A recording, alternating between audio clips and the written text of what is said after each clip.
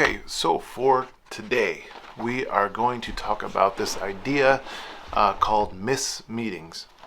So you may not have ever heard that, or you've heard meetings, but you've never heard it in the form of mismeeting. So we're going to talk about what that means and why I think it really matters what it means. This is an idea that comes from this guy who's got this great name called Zygmunt Bauman. He's a sociologist, philosopher, and he's written a number of books, and the book that mismeeting comes out of is called Postmodern Ethics. The point I'm bringing that up is just to cite him, but also to tell you that there is a lot of thought and ideas about how we engage with each other in social life that actually really either reflects the Christian life or kind of contrasts the Christian life. And mismeetings are one of those things that seems to be just kind of a reality that we're living in. It kind of gives some language, I think, to what we're living in, but it kind of contrasts what I think the Christian life should be. So let's talk about this idea of mismeetings and why it matters for us as Christians. And toward the end, this will be an invitation not only to kind of be countercultural to the mismeetings that we often kind of are tempted to live in, but also an invitation to go a little bit deeper in dialogue this week in Ground Floor. But we'll get there in a minute. So mismeetings are this idea that when we are engaging with people that we don't know, right? And how many times do you just kind of walk by somebody you don't know, or walk through a crowd of people you don't know? Every time you do that, that's what this guy, Zygmunt Bauman, would call a mismeeting. And he says those are most of our lives, and what he would say they're ubiquitous to life. They're everywhere we go.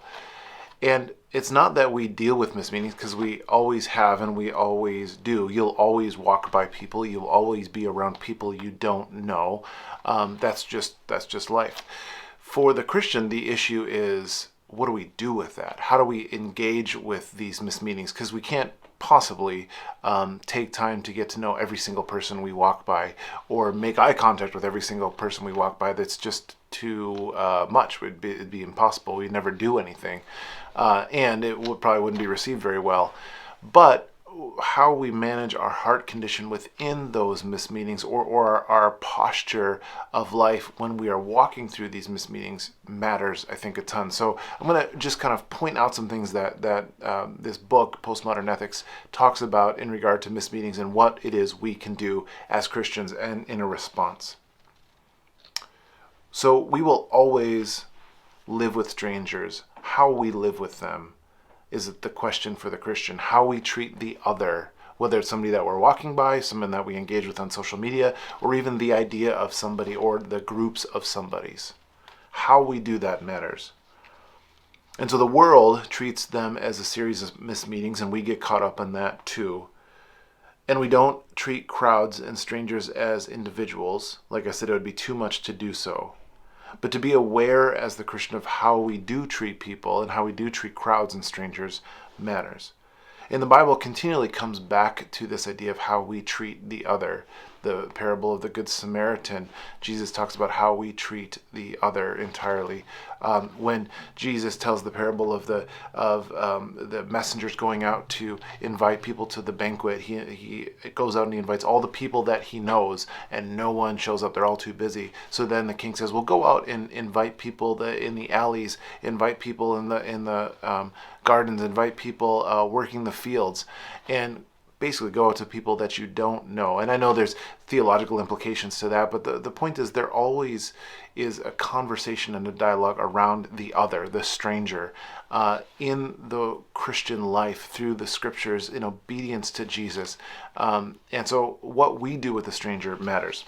What the world does with the strangers, and we can get tempted into this as well, is because there's so much of it.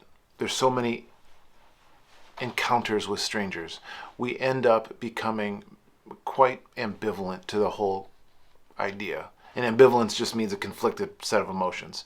We're not really always sure what to do with the other person. And so when we're not sure, when we're ambivalent towards something, we usually don't do anything. When we're ambivalent toward a situation, I don't know if this is good, if this is bad, I'm not really sure what to do, we often end up not doing anything about it. So it's very normal in a series of mismeetings to just be ambivalent about it. And because we don't know, we just end up moving through. We don't do anything about the stranger or about the other. And much of our lives is working through those series of ambivalence in crowds. So what often happens in those situations is we become, like I said, ambivalent, but then because of that we become distant, and because of that we kind of hold at arm's length the stranger or the other. That we kind of cooperate with the culture and just kind of leaving people an arm or two length away from us. And for the Christian, our posture is to always be ready to give a response for the hope that we have, to invite and be hospitable to others, because we never know when we'll be entertaining angels unaware, to leave metaphorically the edges of our fields unharvested for the stranger and the alien. There's always a space and a place for the stranger in the Christian understanding of what it means to walk in following Jesus. In the world's conversation around the stranger, it's ambivalence and distance. And so the role of the Christian is to treat others as people, not just an interaction. Because when we do treat others as mismeetings, what ends up happening is we just tolerate them. We have ambivalence, we're not sure what to do, and so usually our distance communicates that we're just kind of tolerating the other. They become like a background presence, right? They're just people walking through the street. We don't recognize them, we just kind of tolerate our understanding of them. We kind of allow them to pass through our view, which of course is a very egocentric view of the world, when we become the ones who think that we're tolerating their presence in the world.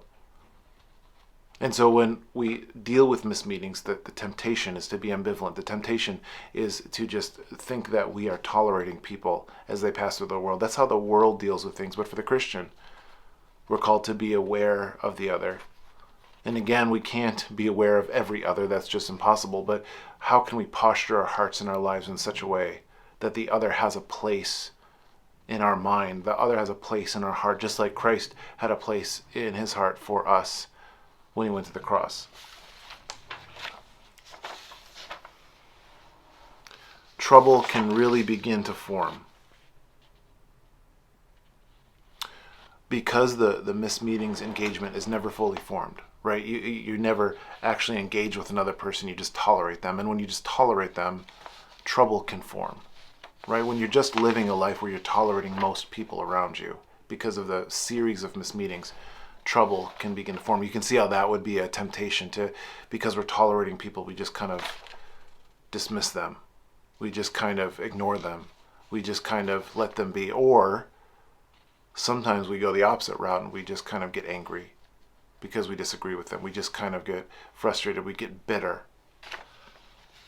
And so one of the things Bauman says about mismeetings, he says they're not anything based on a past or a future. He says they're actually called episodes. So mismeetings are every engagement or not engagement we have with neighbors, with people around us, with strangers. They're ambivalent, means we just don't know what to do with them. And because of that, we begin to tolerate them. And tolerating is never a good life posture to live under.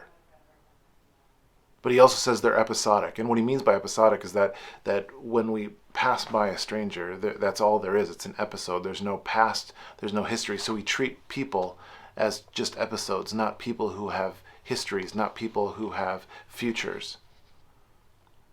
And so now we can see the temptation toward trouble with just tolerating, but now trouble actually begins to form when we treat people as just episodes, something, a meeting or a mismeeting in this case, without a past or without a future.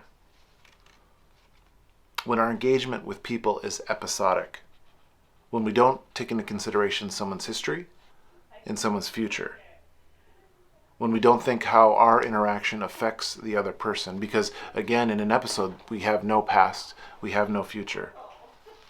We begin to have issues.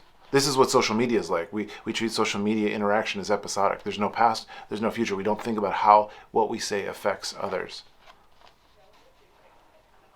This is how we create snap judgments on people, because we don't think about their past, we don't think about their future. There's just an episode.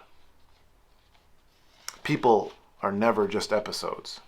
We are never just episodes. Think about your own life. You know that you are not an episode. You have a complex past and a hopeful future in Christ.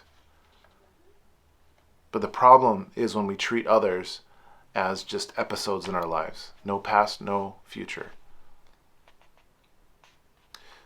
The good news is that Christ treats every person with a past and a future. He came to die for our own sin, our own broken past. And he came to die so that we would have a future with him. And so our call as Christians is to follow Christ in that, to treat others not as episodes, but as those people with a complex past and a hopeful future as we invite them into a relationship with Jesus. So strangers are mismeetings. They become things that we tolerate. They become things that we become ambivalent about. And because that, they become episodes, right? No past, no future. And what happens when they're episodes, and this is the last thing I want to point out, is that they become, and this is what one point that Bauman makes, is they become surfaces that we reflect on. Because we've depersonalized them, they just become surfaces. They become reflective surfaces that we reflect our own thoughts on, our own thoughts on the way things should be. Groups and crowds and strangers just become surfaces that either reflect what we like or reflect an image of something that we don't like. The surface of ourselves, and we have the expectation that they would do the same. The problem is most people don't do the same. They don't reflect back the very things that make up ourselves. So it works if they're playing by our rules, but what happens if we treat people as episodes and therefore treat people as surfaces in such a way that they reflect back something that we don't like, or reflect back something that we aren't for?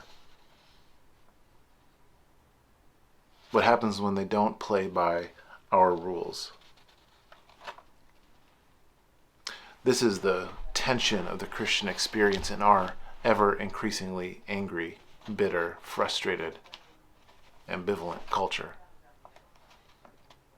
Because Christians aren't called to treat people as episodes or surfaces. We're called to treat people as Christ would treat people. And so the temptation for us in just as people in the crowd is to treat people as episodes and surfaces, and that they should reflect back our rules. And when they don't, then we rush to judgment, we rush to anger, we rush to bitterness. And so what happens is we have group and group and group and group, not just Christians, but groups and groups and groups and groups that are leading the way in bitterness, all because another group isn't reflecting back their own values as a surface. So I'm trying to kind of peel back our assumptions about how we treat people in social spaces, so that we as Christians can have the posture to say, okay, what happens when people don't reflect back what it is we desire? But we have to realize that people aren't supposed to reflect back what it is we desire. That's not how life works. People aren't surfaces to be reflected upon. People aren't episodes. People are created individually in the image of God. And they have a past and they have a future. Then our desire as Christians is that we would be able to see those people with pasts and with futures in such a way that their past can be redeemed by Jesus and their future can be hopefully connected with him. And so for the Christian, we have to be more than ambivalent. We have to be more than episodic. We have to be more than just treating crowds as surfaces. Those are easy ways out, to be honest. But for the Christian, we're called to be countercultural. We're called to follow Jesus in obedience. And that can be difficult because we're called to love our enemy and pray for those who persecute us. We're called to treat people not as surfaces, but as people. And to love them regardless of their feelings, emotions, or values toward us. The incarnation causes us to think beyond ourselves. The resurrection causes us to think beyond a single episode. The incarnation causes us to think beyond ourselves. The resurrection causes us to think beyond a single episode. God has taken into account our entire history and renewed it through Christ's death. Because God has taken into account our entire future and made promises through Christ's resurrection, then our call is to go beyond the episode and to invite people into a past that can be redeemed by Christ's death, into a future that is hopeful in Christ's resurrection. We're called to get past episodes in ambivalence. Now, we can't get past mismeetings. That's always going to happen, but how we manage people in those mismeetings, how we hold our own emotions before the throne of Christ and allow Him to manage how we feel about the other. We're called to get past episodes in ambivalence. We're in a culture that is increasingly angry, increasingly bumping into each other, the friction caused by bumping into each other in a series of mismeetings.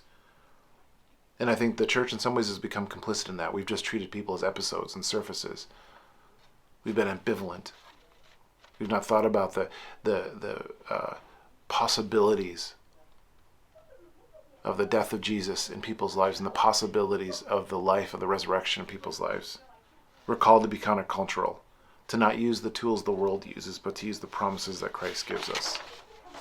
So here's what I'm asking you to do. The next time you're tempted to treat another as a mismeeting, or another as ambivalent, or another as an episode, or another as a surface, whether it's a person or a group, ask God to do one of three things. Ask God just to show you what He is doing in their life. God is working in and throughout the world, and He doesn't need our permission to work, and we don't always know what He's doing. But if we ask God to show us what He's doing in people's lives, sometimes He shows up in ways that allow us to see that God is at work. Ask God to do in their life what He's done in your life. Your past has been redeemed. Your future has a promised and hopeful assurance. So ask God just to do in their life what He's done in yours. And then ask God to lead you not into a mismeeting, but into a conversation, into dialogue that provides a witness for the good news of Jesus that is still good news. So ask God to do one of those three things, to show you what He's doing, to do in their life what He's done in yours, and to lead you into further dialogue with them that becomes a witness of the good news of Jesus Christ. We're continuing to have dialogue in our church through our ground floor. We're meeting this Thursday at 7 p.m. If you've gotten through this whole video, we're doing ground floor, which will have an hour-and-a-half conversation this month on the concept of sexual ethics. What do you do when people's sexual ethics are different than yours? How do we treat people beyond episodes, treat people beyond mismeetings, treat people beyond surfaces, and treat them like Christ has treated them? And Christ is looking to treat them with a past that is redeemed by the death of Jesus and a future that is hopeful with the promise of the resurrection. So come this Thursday, pray those three things, and let's see the church be countercultural and to offer hope and life through the death of Jesus in our past and the life of Jesus into our hopeful future.